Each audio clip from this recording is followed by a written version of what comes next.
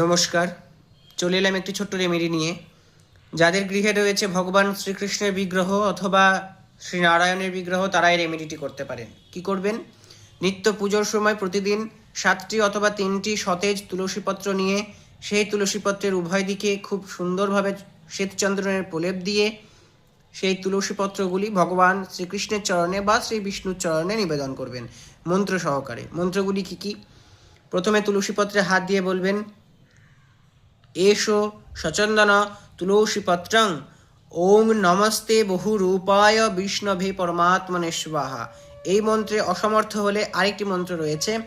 তুলসীপত্রে হাত দিয়ে বলবেন, এষো সচন্দন তুলসীপত্রং ওম নমঃ ভগবতে বাসুদেবায় নমঃ। এই মন্ত্রে আপনি ভগবান শ্রীকৃষ্ণের চরণে বা শ্রী নারায়ণের চরণে তুলসী পাতা নিবেদন করবেন।